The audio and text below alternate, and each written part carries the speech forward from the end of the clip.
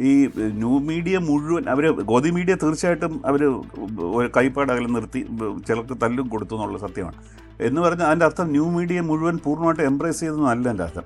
അവരും criticism face ചെയ്തിട്ടുണ്ട്. അത് പ്രത്യേകിച്ചും ഈ ടെലിവിഷൻ ജേർണലിസത്തിലെ ഈ വളരെ അഗ്രസീവായിട്ട് ഷൗട്ടിങ് ആങ്കേഴ്സ് വന്നതിന് ശേഷം പിന്നെ അന്തസ്സിൻ്റെ അതിരുകൾ മഞ്ഞ്. ഇപ്പോൾ മുഖ്യമന്ത്രിയൊക്കെ തെറി വിളിക്കാം.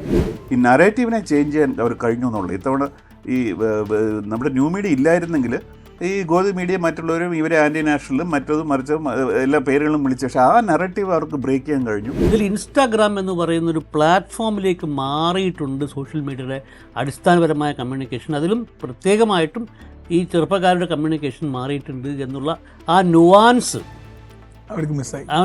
പിടിയിട്ടില്ല. Welcome to Risala update the എഡം ഇൻട്രാക്ഷൻസ്. സ്വാഗതം. ഇന്ന് നമ്മോടൊപ്പം മുതിർന്ന 2 മാധ്യമ പ്രവർത്തകർ. ഒന്ന് നമുക്കെല്ലാവർക്കും പരിചിതരായ ആർ രാജഗോപാൽ സാർ, പ്ലസ് നമ്മുടെ സ്വന്തം വെങ്കിടേഷ് രാമകൃഷ്ണൻ സാർ. നമ്മൾ CJP സമരത്തിന് ശേഷമുള്ള അല്ലെങ്കിൽ ജന്തർ മന്ദറിന് ശേഷമുള്ള ഇന്ത്യൻ മാധ്യമ രംഗത്തെ മാറ്റങ്ങളെക്കുറിച്ചാണ് ഇന്ന് സംസാരിക്കുന്നത്. സ്വാഗതം സാർ എഡം റിസാല അപ്ഡേറ്റ് ഇൻട്രാക്ഷൻസിലേക്ക്. സർ, നമ്മൾ CJP സമരത്തിന് ശേഷം നമുക്കറിയാം കഴിഞ്ഞ 12 വർഷത്തെ BJP ഭരണത്തിനിടയിൽ ഇത്ര തിരിച്ചടി അവരിതുവരെ അനുഭവിച്ചിട്ടില്ല. അതിൽ ഇന്ത്യൻ മീഡിയ അല്ലെങ്കിൽ മൊത്തത്തിൽ ജേർണലിസം വഹിച്ച ഒരു പങ്ക് പ്രധാനമാണ്. അപ്പം നമ്മൾ സാറിനെ സൂചിപ്പിക്കാറുള്ള അങ്കിൾ മീഡിയ എന്ന് പറയുന്ന ആ ഒരു കാറ്റഗറിയിലെ മീഡിയ മാറ്റി വെച്ച് കഴിഞ്ഞാൽ പ്ലസ് ഒരു പുതിയൊരു തരം ജേർണലിസം ഇവിടെ ഉടലെടുക്കുന്നുണ്ട് എന്ന് പറയുകയാണെങ്കിൽ CJPയുടെ സമരത്തിൻ്റെ ജയത്തിന് അതുകൂടി കാരണമായിട്ടുണ്ട് എന്ന് പറയുകയാണെങ്കിൽ ശരിയാവും? അതുകൂടി കാരണമായോ എന്ന് നമുക്കറിയില്ല. പക്ഷെ തീർച്ചയായിട്ടും ഒരു വിഭാഗം ജേർണലിസ്റ്റ് അല്ലെങ്കിൽ ജേർണലിസം പ്ലാറ്റ്ഫോംസ്, നമ്മൾ അങ്ങനെ പറയുകയായിരിക്കും, എനിക്കൊണ്ട് നമ്മൾ ഈ മെയിൻ സ്ട്രീം എന്ന് ഇനിയും പറയാൻ പാടില്ല എന്ന് തോന്നുന്നു. കാര്യം മെയിൻ സ്ട്രീം എനിക്ക് തോന്നുന്ന ബാലൻസ് ഷിഫ്റ്റ് ചെയ്ത് കഴിഞ്ഞു. അപ്പോൾ അവർ തീർച്ചയായിട്ടും ഇതിനകത്ത് ഒരു ജേർണലിസ്റ്റിനെ തന്നെ ഒരു റീഇൻവെൻറ്റ് ചെയ്യുന്ന രീതിയിൽ പ്രത്യേകിച്ച് ഓൺലൈൻ മീഡിയ, പിന്നെ എടുത്ത് പറയേണ്ട പീക്ക് TV എന്ന് പറഞ്ഞ ഇത്, അപ്പോൾ അവർ തീർച്ചയായിട്ടും ചെയ്തിട്ടുണ്ട്.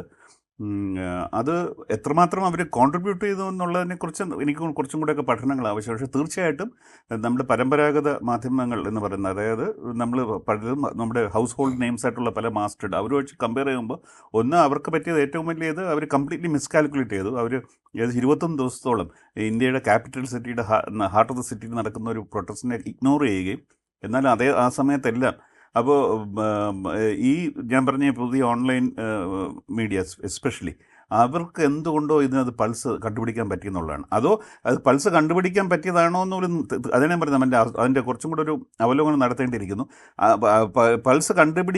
പൾസ് ഇല്ലെങ്കിൽ കൂടിയും അവരത് കവർ ചെയ്തെന്നുള്ള കാണിക്കുന്ന അവരുടെ കമ്മിറ്റ്മെൻറ്റാണ്. ആ സംഭവമാണ് നമ്മുടെ ജേർണലിസ്റ്റിൽ നമുക്ക് ഒരു 90-കൾക്ക് ശേഷം മെയിൻലി നമുക്ക് എഡിറ്റേഴ്സിൻ്റെ മിസ്സിങ് ആകുന്നത്. കമ്മിറ്റ്മെൻ്റ് എന്ന് പറയുന്ന സംഭവം ഇല്ലാതായിട്ട് എല്ലാം ഒരു ട്രാൻസാക്ഷണൽ ഇതാണ്. നമുക്ക് എൻ്റെ ഓർഗനൈസേഷൻ എന്താണ് നേട്ടം, നമ്മളിത് കവർ ചെയ്താൽ who are you going to please, who are you going to antagonize, അല്ലെങ്കിൽ നമുക്ക് ഇതിനകത്ത് എന്താണ് കയറ്റുന്നത്, പരസ്യം നമുക്ക് കൂടുതൽ കിട്ടുമോ, കൂടുതൽ റീഡേഴ്സ് കിട്ടുമോ, ഞങ്ങളുടെ വിഭാഗം റീഡേഴ്സ്, അങ്ങനെ ഒരു എല്ലാം ഒരു ടാർഗറ്റഡ് ഒരു ട്രാൻസാക്ഷണൽ. അത് വലിയൊരു കഴിവായിട്ടും വലിയൊരു അംഗീകാരമായിട്ടും പല എഡിറ്റേഴ്സും കൊണ്ടു കിടക്കുന്നുണ്ട്. എൻ്റെ സമയത്താണ് ഏറ്റവും കൂടുതൽ സർക്കുലേഷൻ കൂടിയത്, ഏറ്റവും കൂടുതൽ നടക്കുന്നതെന്ന്. പക്ഷേ ഈ പുതിയ ഇവർ അങ്ങനെ നോക്കിയിട്ടല്ല അവർ ചെയ്യുന്നത്. Is it a story, if it's a story we will cover it. അത് no matter whether who is going to get antagonize, ആരാണ് നമുക്ക് അതുകൊണ്ട് കൂടുതൽ പ്ലീസ്ഡ് ആവുന്നത്. ഈ ജന്തർ മന്ദറിൽ തന്നെ ഇപ്പോൾ പീക്ക് ടിവിയുടെ അഗർവാൾ എന്ന് പറഞ്ഞാൽ അദ്ദേഹം പറഞ്ഞ വളരെ പ്രധാനപ്പെട്ട കാര്യമുണ്ട്. ഈ ന്യൂ മീഡിയ മുഴുവൻ ഗോദി മീഡിയ തീർച്ചയായിട്ടും അവർ ഒരു കൈപ്പാട് അകലെ നിർത്തി ചിലർക്ക് തല്ലും കൊടുത്തു എന്നുള്ള സത്യമാണ്. എന്ന് പറഞ്ഞാൽ അതിൻ്റെ അർത്ഥം ന്യൂ മീഡിയ മുഴുവൻ പൂർണ്ണമായിട്ട് എംബ്രേസ് ചെയ്തെന്നും അല്ല എൻ്റെ അർത്ഥം. അവരും ക്രിറ്റിസിസം ഫേസ് ചെയ്തിട്ടുണ്ട്. പക്ഷേ ആ ക്രിറ്റിസിസത്തിനെ വളരെ കൺസ്ട്രക്റ്റീവായിട്ട് നേരിടാൻ അവർക്ക് കഴിഞ്ഞു. അവർക്ക് അതിനുള്ള ഉത്തരങ്ങൾ കൊടുക്കാനും അവരുടെ പഴയ ചരിത്രം ഇവരോട് പറയാൻ ഞങ്ങളിതെല്ലാം ചെയ്യുന്നുണ്ടെന്ന് പറഞ്ഞ്, അതാണ് ഗോദി മീഡിയയ്ക്ക് മറ്റ് മെയിൻ സ്ട്രീം മീഡിയയ്ക്ക് കംപ്ലീറ്റ് അവർക്കൊന്നും പറയാനില്ല. അവരുടെ അടുത്ത് ഒരു ചോദ്യങ്ങൾ ചോദിക്കുമ്പോൾ വെറുതെ അവരെ തല്ലുക ചെയ്ത ആളുകൾ പ്രൊട്ടസ്റ്റ്, ഈ പുറത്തുള്ള നിൽക്കുന്ന അവിടെ ജനങ്ങൾ അവിടെ നിന്ന് പ്രതിഷേധിക്കുന്ന കുട്ടികളാണ്. ഇന്നിപ്പോൾ സ്നേഹപൂർവ്വ കോഴിക്കോട് പറയുന്നുണ്ട്, അത് സ്റ്റേജിൽ നിന്നല്ലേ വന്നത് ആളുകളുടെ ഇടയിൽ നിന്ന്. അവർ ചോദ്യങ്ങൾ ചോദിക്കുമ്പോൾ ഗോദി മീഡിയയ്ക്ക് ഉത്തരം പറയാനുണ്ട്. പക്ഷേ അതേസമയം പിക് TV പോലെയും മറ്റുള്ളവർക്കും അവർക്ക് ഉത്തരം പറയുന്നുണ്ട്. അപ്പോൾ അതിൻ്റെ അർത്ഥം ഇവർ അവരുടെ നേട്ടത്തിന് വേണ്ടിയല്ല അവരത് കവർ ചെയ്ത് ഇതൊരു വലിയൊരു ഒരു ഷിഫ്റ്റാണ്.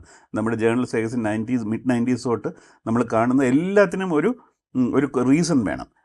അതായത് ഇന്ത്യ പാകിസ്ഥാനെ തോൽപ്പിക്കുകയാണെങ്കിൽ അതൊരു വലിയ വാർത്തയാവുകയും എന്തെങ്കിലും വശാൽ ഡ്രോ ആവുകയോ അല്ലെങ്കിൽ നമ്മൾ വിചാരിച്ച രീതിയിൽ അല്ലെങ്കിൽ നമ്മൾ ഇന്ത്യയിൽ പല ക്രിക്കറ്റ് കാണുന്നവരും വിചാരിച്ച രീതിയിൽ അതിൻ്റെ ഫലം വരിക അല്ലെങ്കിൽ അതൊരു ഒരു ഇതായിട്ട് സിംഗിൾ കോളമായിട്ട് മാറ്റുകയോ അല്ലെങ്കിൽ ഉൾ പേജുകളായിട്ട് മാറ്റുകയോ എന്ന് ഇങ്ങനത്തെ ഒരുമാതിരി ഒരു ഇതാണ് ശരിക്കും അപ്പീസ്മെൻ്റ് എന്ന് പറഞ്ഞാൽ ഇതാണ്. അല്ല നമ്മൾ വെറുതെ പറയുന്നത് ഇതാണ് ഒരു മീഡിയയുടെ ഒരു വളരെ നേക്കഡായിട്ടുള്ള ഒരു അപ്പീസ്മെൻറ്റും. എന്ത് ചെയ്താലും what readers want we will give എന്ന് അത് വാട്ട് റീഡേഴ്സ് വോണ്ടെന്ന് പോലും അവർ തന്നെ എഡിറ്റേഴ്സും ഈ മാനേജ്മെൻറ്റ് മോർ ദാൻ എഡിറ്റേഴ്സ് ഈ ബിസിനസ് എക്സിക്യൂട്ടീവ്സ് ആണ് തീരുമാനിക്കുന്നത്. അവർ തീരുമാനിക്കണം what editors want, what readers want, അല്ലെങ്കിൽ വാട്ട് ദ ഓഡിയൻസ് വോണ്ട് എന്നുള്ളത്. എന്നിട്ട് അത് കൊടുക്കുകയാണ് ചെയ്തത്. അതിൽ നിന്ന് വലിയൊരു മാറ്റം വന്ന വലിയൊരു ചേഞ്ച് തന്നെയാണ്. ഇപ്പം ഇങ്ങനെയൊക്കെ പറയുമ്പോഴും നമുക്ക് വെങ്കടേഷ് സാർ, നമ്മൾ കാലങ്ങളായിട്ട് ജേർണലിസം എന്ന് പറയുന്ന ഒരു ഡിസിപ്ലിൻ ഉണ്ടായിരുന്ന ഒരു സിസ്റ്റം, ഒരു ഓതോറിറ്റേറിയനിസം, അതിൻ്റെ ഒരു ഹയറാർക്കി, ഇതൊന്നും ഇല്ലാതെയാണ് ഒരു ഡിജിറ്റൽ വേൾഡിൽ ഇതിങ്ങനെ ഇവോൾവ് ചെയ്തുകൊണ്ടിരിക്കുന്നത്. പക്ഷേ ഒറ്റ ടൈമിൽ നമുക്ക് നമ്മുടെ രാജ്യത്തിൻ്റെ ഒരു നിർണായകമായ സമയത്ത് അങ്ങനെയുള്ളൊരു സിസ്റ്റം, ഒരു കെയോസ് സിസ്റ്റം എന്ന് പറയാൻ പറ്റില്ലെങ്കിലും പക്ഷേ അങ്ങനെയുള്ളൊരു സിസ്റ്റമാണ് നമുക്ക് രാജ്യത്തിൻ്റെ ഒരു ഡെമോക്രസിയെ സംരക്ഷിച്ച് നിർത്താൻ വേണ്ടി ശ്രമിക്കുന്നത്. അപ്പോൾ ആ ഒരു വൈരുദ്ധ്യം അവിടെ ഇല്ലേ സത്യത്തിൽ? അത് വളരെ കോംപ്ലക്സ് ആയിട്ടുള്ള ഒരു കാര്യമാണ്. ഇപ്പോൾ തീർച്ചയായും ഇത് ഒരു ഗിവൺ സിറ്റുവേഷൻ, ഞാൻ മാധ്യമങ്ങളുണ്ടാകുന്ന പലതരം മാറ്റങ്ങളെയും ഏറ്റക്കുറച്ചിലുകളൊക്കെ ഓരോരോ സമയത്തിൽ ഉണ്ടാകുന്ന ഒരു ഹിയർ ആൻഡ് നൗവിൽ സംഭവിക്കുന്ന ഒരു കാര്യമായിട്ടാണ് കാണുന്നത്. മാധ്യമങ്ങളുടെ പൊതു സ്വഭാവം എടുത്ത് പരിശോധിച്ചു കഴിഞ്ഞാൽ അതിൽ തീർച്ചയായും മാർക്സ് വളരെ പണ്ടേ, ഇപ്പല്ല, മാർക്സ് നൂറ്റാണ്ടുകൾക്ക് മുമ്പേ പറഞ്ഞതുപോലെ മാധ്യമങ്ങൾ എന്താണോ പ്രതിദാനം ചെയ്തത്, അവർ ഭരണവർഗത്തിൻ്റെ താല്പര്യമാണ് പ്രതിദാനം ചെയ്തത്, മുതലാളിത്തത്തിൻ്റെ താല്പര്യമാണ് അവർ പ്രതിദാനം ചെയ്തത്. പക്ഷേ അതിനിടയിൽ കൂടെ തന്നെ പിന്നെ നമുക്ക് ഈ വളരെ പോസിറ്റീവായിട്ടുള്ള മാധ്യമ പ്രവർത്തനം നമ്മൾ ലോക മാധ്യമ ചരിത്രം എടുത്ത് പരിശോധിച്ച് കഴിഞ്ഞാൽ, ഇന്ത്യൻ മാധ്യമങ്ങളുടെ ചരിത്രം എടുത്ത് പരിശോധിച്ച് കഴിഞ്ഞാൽ ഒക്കെ കാണാൻ പറ്റും. ഇന്ത്യൻ മാധ്യമങ്ങൾ മുഴുവൻ, സ്വാതന്ത്ര്യ സമര കാലത്തുണ്ടായിരുന്ന മാധ്യമങ്ങൾ മുഴുവൻ, എല്ലാ മാധ്യമങ്ങളും ഈ ഒരു പലതരത്തിലും മറ്റേത് പറഞ്ഞാൽ കോർപ്പറേറ്റ് ഓൺഡായിട്ടുള്ള സംഭവമായിരുന്നു. ബിർളയുടെ ആയിരുന്നു ഹിന്ദുസ്ഥാൻ ടൈംസ്, ഗോയങ്കയുടേതായിരുന്നു ഇന്ത്യൻ എക്സ്പ്രസ്. അപ്പോൾ അവരുടെയൊക്കെ ഈ തരത്തിലുള്ള വാണിജ്യ വ്യവസായ താല്പര്യങ്ങൾ വളരെ കൃത്യമാണ്. പക്ഷേ സ്വാതന്ത്ര്യ സമരത്തിൻ്റെ ഭാഗമായിട്ടാണ് ഈ മാധ്യമങ്ങളെല്ലാം വളർന്നു വന്നതെന്നുള്ളതുകൊണ്ട് അവർക്ക് ഈ ഒരു സ്വാതന്ത്ര്യ സമരത്തിൻ്റെ ഒരു പക്ഷപാതം ഉണ്ടായിരുന്നു. സ്വാതന്ത്ര്യത്തിന് ശേഷമുള്ള കാലത്ത് ഇന്ത്യയിൽ കാണാൻ പറ്റിയിട്ടുള്ളൊരു പ്രധാനപ്പെട്ട കാര്യം അതെന്ന് വെച്ചാൽ, എനിക്ക് തോന്നുന്നു അതിലൊരു നമ്മുടെ മാധ്യമരംഗത്തിൽ പ്രത്യേകിച്ചും ഈ മാധ്യമങ്ങളെ നയിച്ചിരുന്ന മുതലാളിമാർ, നമ്മുടെ ആ മാധ്യമങ്ങളെ നയിച്ചിരുന്ന മുതലാളിമാരും മുതലാളിമാരുമായിട്ട് ഇടപഴകുന്ന ഭരണവർഗവും, അവർ എല്ലാവരും പിന്നെ പ്രതിനിധാനം ചെയ്തിരുന്നൊരു വിശാലമായ ജനാധിപത്യം ഉണ്ടായിരുന്നു. അത് പൂർണ്ണമായ ജനാധിപത്യമല്ല, അത് തീർച്ചയായും ആത്യന്തികമായിട്ട് ആ ജനാധിപത്യത്തിൻ്റെ അതിൽ ഭരണകർത്താക്കളുടെ താല്പര്യങ്ങൾ ഒക്കെ ഈ വാണിജ്യ വ്യവസായ മൂലധനത്തിൻ്റെ താല്പര്യങ്ങളാണ് ഒരു അടിസ്ഥാനപരമായി സംരക്ഷിച്ചിരുന്നത്. പക്ഷേ എൻ റാം അതിനെ വളരെ ശ്രദ്ധേയമായൊരു വാചകം ഉപയോഗിച്ചിരുന്നത്, ഈ അന്തസ്സിൻ്റെ അതിരുകൾ പാലിച്ചിരുന്ന മാധ്യമങ്ങൾ, ലിമിറ്റ്സ് ഓഫ് ഡീസൻസി എന്ന് പറയുന്നൊരു, limits of decency and limits of indecency എന്ന് പറയുന്ന, അപ്പോൾ അതിൻ്റെ ഒരു പരിവൃത്തിക്കുള്ളിലായിരുന്നു നമ്മളുടെ മാധ്യമങ്ങൾ പ്രവർത്തിച്ചിരുന്നത്. ഒരുപക്ഷെ അതിൽ ഏറ്റവും ആദ്യത്തെ വെല്ലുവിളി എന്നിരുന്ന അടിയന്തരാവസ്ഥ കാലത്താണ്. രണ്ടാമത്തെ വെല്ലുവിളി റാമിൻ്റെ തന്നെ വ്യക്തിപരമായ അനുഭവത്തിൽ, അതായത് അദ്ദേഹം ബോഫേഴ്സ് HTW അന്തർവാഹിനി കരാറിലെ സംഭവം ഉണ്ടാക്കിയ സമയത്ത് ഇതിൽ വളരെ രസകരമായിട്ടൊരു കാര്യം എന്താണെന്ന് പറഞ്ഞാൽ, 1980കളുടെ മധ്യത്തിൽ പിന്നീട് വലിയ പ്രശസ്ത പത്രപ്രവർത്തകനായ സായ്നാഥ്, അന്ന് മൂപ്പര് ബ്ലിറ്റ്സിൽ വർക്ക് ചെയ്യുകയാണ്. മൂപ്പര് ബോംബെയിൽ കൗണ്ടർ മീഡിയ എന്ന് പറഞ്ഞൊരു സ്ഥാപനം, ചെറുപ്പക്കാരായിട്ടുള്ള കുറേ ആൾക്കാരുടെ കൂടെ, അതിൽ അദ്ദേഹത്തിൻ്റെ കൂടെ ഉണ്ടായിരുന്നത് ഇപ്പോൾ കിസാൻ സഭയുടെ സെക്രട്ടറി ആയിരുന്ന അശോക് ദൗളെ, പിന്നീട് BJP LK അദ്വാനി ഉപപ്രധാനമന്ത്രി അയക്കുന്ന സമയത്ത് അദ്ദേഹത്തിൻ്റെ മാധ്യമ ഉപദേഷ്ടാവായിരുന്ന സുധീന്ദ്ര കുൽക്കർണി, ഇങ്ങനെയുള്ള ആൾക്കാരെല്ലാം കൂടെ ചേർന്നുണ്ടാക്കിയൊരു കൗണ്ടർ മീഡിയ എന്നൊരു ഗ്രൂപ്പുണ്ട്. ആ ഗ്രൂപ്പ് 1980കളുടെ മധ്യത്തിൽ ഇന്ത്യയിലുള്ള, അന്ന് പത്രങ്ങൾ മാത്രമേ ഉള്ളൂ, പത്രസ്ഥാപനങ്ങളുടെ അവരുടെ വാണിജ്യ വ്യവസായ താല്പര്യങ്ങളെ പറ്റിയിട്ടുള്ളൊരു പഠനം നടത്തി. ആ പഠനത്തിൽ കണ്ടെത്തിയത് ഇന്ത്യയിൽ മറ്റ് വാണിജ്യ വ്യവസായ താല്പര്യങ്ങളില്ലാത്ത ഒറ്റ ഗ്രൂപ്പ് മാത്രമേ ഉള്ളൂ, അത് ഹിന്ദു ആയിരുന്നു. ഹിന്ദുവിന് മാധ്യമങ്ങൾ മാത്രമേ ഉള്ളൂ. ഹിന്ദുസ്ഥാൻ ടൈംസിന് ഒരുപാട് കച്ചവടമുണ്ട്, ടൈംസ് ഓഫ് ഇന്ത്യക്ക് സിമെൻ്റ് ഉണ്ട്, അങ്ങനെ എല്ലാവർക്കും ഉണ്ട്. അപ്പോൾ എല്ലാവർക്കും മറ്റ് വാണിജ്യ വ്യവസായ താല്പര്യങ്ങൾ ഉള്ളതിനാൽ അവർക്കൊന്നും പൂർണ്ണമായ അർത്ഥത്തിൽ സ്വതന്ത്രവും നിഷ്പക്ഷവുമായ പത്രപ്രവർത്തനം നടത്താൻ പറ്റില്ല. ഹിന്ദുവിന് ചെയ്യാൻ പറ്റും എന്നാണ് ഈ കൗണ്ടർ മീഡിയയുടെ പഠനം കണ്ടെത്തിയത്. അങ്ങനെ ഒരു റിപ്പോർട്ട് ഇറക്കിയിട്ട് 2 വർഷം കഴിഞ്ഞപ്പോഴാണ് ഈ ഹിന്ദുവിൻ്റെ അകത്ത് ഞാൻ കൊണ്ടുവന്ന ഇൻവെസ്റ്റിഗേറ്റീവ് സ്റ്റോറീസ് അദ്ദേഹത്തിൻ്റെ അമ്മാവനും അക്കാലത്ത് ഹിന്ദുവിൻ്റെ ചീഫ് എഡിറ്ററുമായിരുന്ന കസ്തൂരി പബ്ലിഷ് ചെയ്യുന്നില്ല എന്നിട്ട് റാമിന് പുറത്ത് പത്രസമ്മേളനം നടത്തുന്നുണ്ട്. അപ്പോൾ ഈ ഒരു കാലാവസ്ഥ പൊതുവിൽ ഉണ്ട്. ഇപ്പോൾ ഈ കഴിഞ്ഞ 12 വർഷത്തിനിടയിൽ ഈ വലിയ രീതിയിൽ ഈ പറഞ്ഞ രീതിയിലുള്ള ഈ ഓൾട്ടർനേറ്റീവ് മീഡിയയുടെ വലിയ കടന്നുവരവ് ഉണ്ടായിട്ടുള്ളത് ഈ ഈ ഈ പക്ഷേ ഇത് ഒറ്റപ്പെട്ടതല്ല. ഇപ്പം നമ്മൾ കർഷക സമരത്തിൻ്റെ സമയം എടുത്ത് വെച്ച് നോക്കിക്കഴിഞ്ഞാൽ അജിത് അഞ്ജും, സത്യഹിന്ദി, ലെഫ്റ്റ് മീഡിയയിലെ പ്രവീർ പുർക്കസ്തായുടെ ന്യൂസ് ക്ലിക്ക് ഇവരെല്ലാം ഈ പിന്നെ ഈ കർഷക സമരത്തിന് സമയത്ത് ഗ്രൗണ്ടിൽ വളരെ സജീവമായി പ്രവർത്തിക്കും. അജിത് അഞ്ജുമിനെ പോലെയുള്ള ഒരു വലിയ ജേർണലിസ്റ്റ് അവിടെ ഈ കർഷക സമരത്തിനിടയിൽ കൂടിയാണ് വളർന്നു വന്നത്. അപ്പോൾ ഇത് ആൾക്കാർക്ക് സത്യത്തിൽ നമ്മൾ പിന്നെ ഈ രീതിയിലുള്ള ഗ്രൗണ്ട് ലെവൽ റിപ്പോർട്ടിങ് സജീവമായിട്ട് ജനങ്ങളുടെ ഇഷ്യൂസുമായി ബന്ധപ്പെട്ട് വരുന്ന സമയത്ത് കൊടുക്കുന്ന സമയത്ത് അതിനൊരു പ്രധാനപ്പെട്ട ഒരു സംഭവം ഉണ്ടാവും. പക്ഷേ അത് ഇങ്ങനെയുള്ള പ്രത്യേകിച്ചും ഇങ്ങനെയുള്ള സമരങ്ങൾ വലിയ രീതിയിലുള്ള കലക്റ്റീവ് നടക്കുന്ന സമയത്ത് മാത്രമാണ് നടക്കുന്നത് ഞാൻ കാണുന്നത്. അവിടെ ഗ്രൗണ്ടിൽ നിൽക്കുന്നതാണ്. പൊതുവേ തന്നെ ഒരു ഒറ്റപ്പെട്ട മാധ്യമങ്ങൾ അവർ ഗ്രൗണ്ടിൽ വളരെ സജീവമായിട്ടുള്ള വലിയ രീതിയിലുള്ള എക്സ്പോഷർ ചെയ്യുന്ന മാധ്യമപ്രവർത്തനം നടത്തിയിട്ടുണ്ടെങ്കിൽ അതിന് ഈ സമാനമായ രീതിയിലുള്ള ട്രാക്ഷൻ കിട്ടുന്നില്ല. ഇതിപ്പം രണ്ടും വലിയ ഇവൻ്റായിരുന്നു. മാധ്യമം ഈ പ്രത്യയശാസ്ത്ര വിശാരദന്മാരോട് ചോദിച്ചു കഴിഞ്ഞാൽ അവർ പറയും ഈ രണ്ട് സമരങ്ങളും, അതായത് കർഷക സമരവും ഈ സമരവും രണ്ടും അടിസ്ഥാനപരമായി കർഷക സമരം അടിസ്ഥാനപരമായി ഉയർന്ന മധ്യവർഗത്തിൻ്റെയും ഇത് മധ്യവർഗത്തിൻ്റെയും സമരമായിരുന്നു, അതുകൊണ്ടാണ് ഈ തരത്തിലുള്ള ട്രാക്ഷൻ കിട്ടിയത് എന്നൊക്കെയുള്ള വ്യാഖ്യാനങ്ങളുണ്ടാവും. ഞാനതൊന്നും പൂർണ്ണമായി എടുക്കുന്നില്ല. പക്ഷേ ഈ ഒരു കോണ്ടെക്സ്റ്റ് ഉണ്ട്. അതായത് നിങ്ങൾ ചോദിച്ച ചോദ്യത്തിന് മറുപടി പറയുമ്പോൾ നമ്മുടെ മാധ്യമ പരിസരം ഇപ്പോഴും ആത്യന്തികമായി പിന്നെ നമ്മൾ എന്താണോ ഈ മാർക്സിസ്റ്റ് ഡെഫിനിഷനുള്ളത് അതിൻ്റെ തുടർച്ചയായിട്ട് തന്നെയാണ് മാധ്യമങ്ങളുള്ളത്. പക്ഷേ ഇത്തരം അവസരങ്ങളിൽ പിന്നെ ഈ കഴിഞ്ഞ ഈ ഒരു 10-20 വർഷത്തിൽ സംഭവിച്ചിട്ടുള്ളതെന്ന് വെച്ചാൽ ഈ അന്തസ്സിൻ്റെ അതിരുകൾ മാഞ്ഞു പോയിരിക്കുന്നു. അത് പ്രത്യേകിച്ചും ഈ ടെലിവിഷൻ ജേർണലിസത്തിലെ ഈ വളരെ അഗ്രസീവായിട്ട് ഷൗട്ടിങ് ആങ്കേഴ്സ് വന്നതിന് ശേഷം പിന്നെ അന്തസ്സിൻ്റെ അതിരുകൾ മാഞ്ഞു. ഇപ്പോൾ മുഖ്യമന്ത്രിയൊക്കെ തെറിവിളിക്കാം. കേരളത്തിൽ പോലും നമ്മൾ കണ്ടിട്ടുണ്ടല്ലോ അങ്ങനെ മുഖ്യമന്ത്രിയെ തെറിവിളിച്ച് അങ്ങനെ പരസ്യമായി തെറിവിളിച്ചത്. അതൊക്കെ മാർക്കറ്റിങ്ങിൻ്റെയോ TRP സമ്പാദിക്കലിൻ്റെയോ ഭാഗമാണെന്ന് കണക്കാക്കുന്ന ആൾക്കാരുണ്ട്. അപ്പം ആ ഒരു പരിസരമുണ്ട്. പക്ഷേ ഈ അന്തസ്സിൻ്റെ അതിരുകൾ ഉള്ള ആ ഒരു മാധ്യമം നഷ്ടപ്പെട്ടതിന് ശേഷം ഇപ്പോൾ ഈ രീതിയിലാണ് മാധ്യമങ്ങൾ അവരുടെ സത്ത തിരിച്ചു പിടിക്കുന്നത്. ഇത് സ്ഥായിയായിട്ടുള്ളതാണെന്ന് എനിക്ക് അഭിപ്രായമില്ല. പക്ഷേ ഇത് തിരിച്ചു പിടിച്ചിട്ടുണ്ട് എന്ന കാര്യത്തിൽ സംശയമൊന്നുമില്ല. രാജഗോപാൽ പറഞ്ഞതുപോലെ ഈ മുഖ്യധാര മാധ്യമങ്ങളിൽ നിന്ന് ഈ ഗോദി മീഡിയ വിളിക്കുന്ന പരിപാടി നമ്മൾ അവസാനിപ്പിക്കാം എന്നുള്ളതാണ്. റൈറ്റ്. ഇപ്പോൾ നേരത്തെ നമ്മൾ പിക് ടിവിയുടെ വേദാന്ത് അഗർവാളിൻ്റെ കാര്യം പറഞ്ഞു, പ്രിയദർശിനി ഇവരടക്കമുള്ളവർ പിക് TV ഇത് കൊണ്ടുവരുന്നു.